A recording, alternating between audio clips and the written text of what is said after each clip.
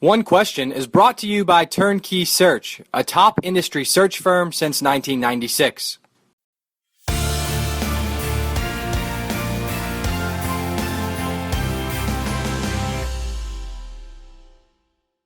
Okay, Bob, so the NACDA annual convention is coming up in Dallas in a couple of weeks, and I'm curious what elements of this year's version you're most excited about, and specifically for anybody listening to this interview, give them some reasons on why they need to act and register if they have not already.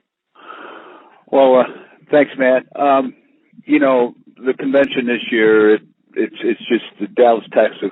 It's grown by leaps and bounds. We already got about 5,000 people registered for convention. For those that, need to have a reason, if you need professional development, if you need to network better, those are great reasons to come. So basically, if you have a job and want to get better, you need to be there. If you have a job and want to look for a new job, you need to be there. And if you don't have a job and want to get in intercollegiate athletics, you need to be there. I think those are three pretty good reasons that why people need to attend. If they want to register, it's real simple. You just go to www.nacda.com. The website will walk you through the process, and it's well worth the money. And it's just a place that obviously every year it's one of those can't miss platforms in our business that young administrators and old administrators and sponsors and exhibitors all come, and it's just it's the highlight of the year for a lot of people. What's your expected attendance this year, Bob, versus say last year, like historical averages? Well, we've doubled in the last 8 years. We're anticipating between 6,000 and 7,000 people attending this year, and that's running from, people don't realize that the convention's 11 days. We start with N4A, which is our Academic Advisors Association. That starts on Thursday, June 7th, and that runs all the way through Friday, June 17th. Our people leave Friday, June 17th.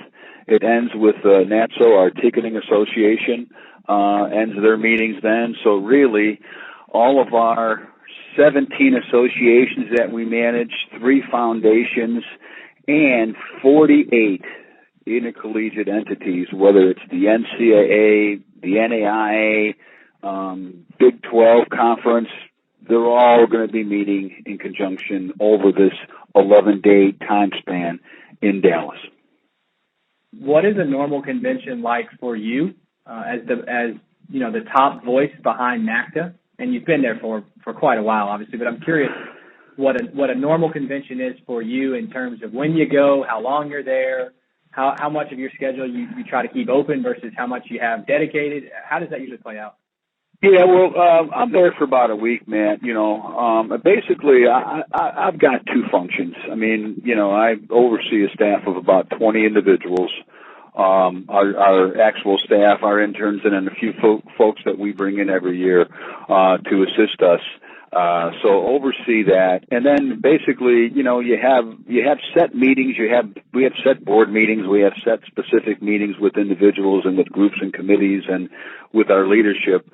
But it's also nice to just walk around and say hello to old friends and meet new friends and keep certain elements of your schedule open. So when things do pop up, people do need to meet. People do want to talk about a career change. People do want to talk about some industry trends that my schedule permits me to do that. But basically, it's our staff. I mean, we've got Pat Manick, who has been with NACDA for over 20 years, and our team is just the best in the business. This team could run a Super Bowl. This team could easily run a Final Four.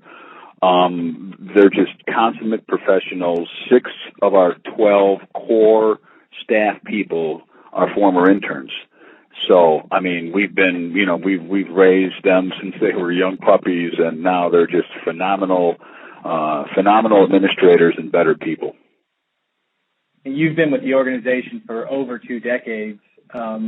When you reflect back on all the conventions, I'm curious what moments or which conventions are most memorable to you, and how much of those maybe you're willing to share.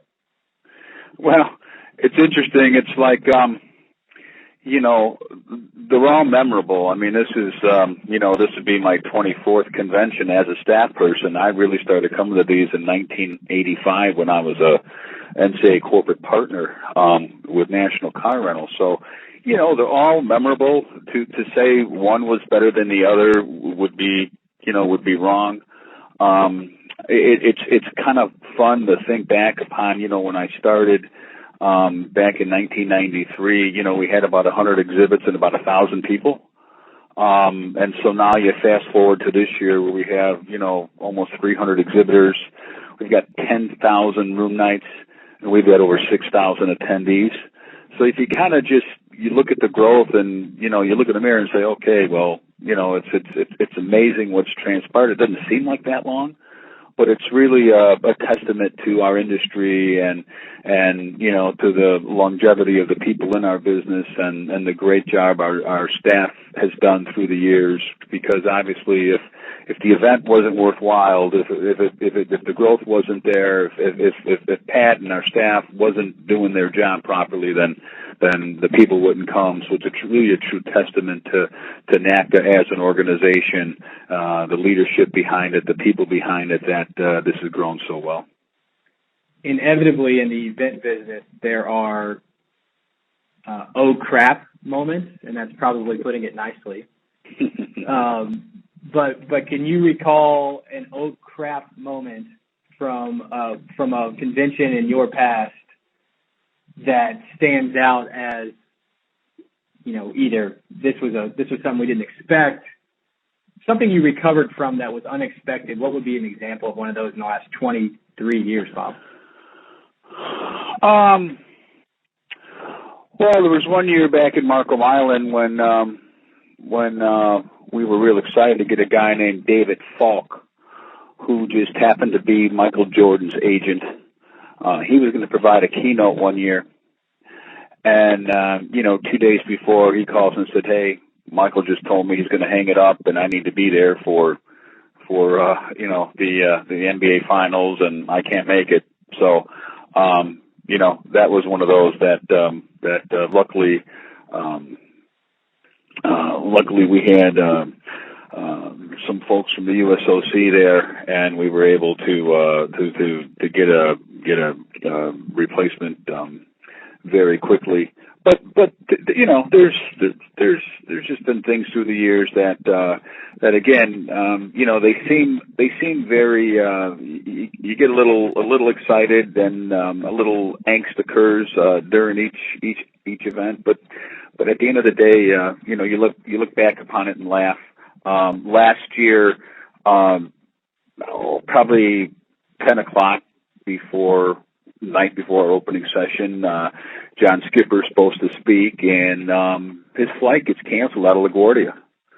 He's supposed to give the keynote 8 o'clock the next morning.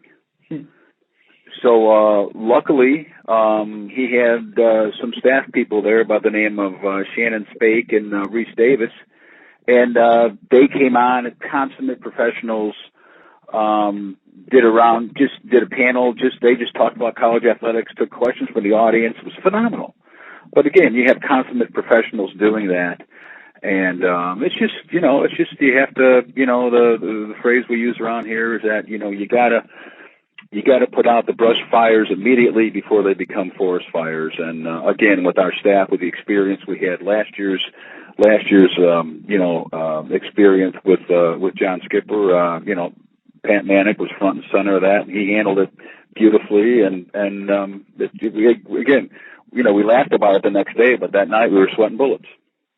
And that's today's one question, brought to you by Turnkey Search, a top industry search firm since 1996. One Question is designed to give D1 Ticker subscribers valuable insights on how executive leaders in college athletics think about key issues on their respective campuses, in their departments, or within their leagues and conferences. One Question is brought to you by Turnkey Search, a top industry search firm since 1996.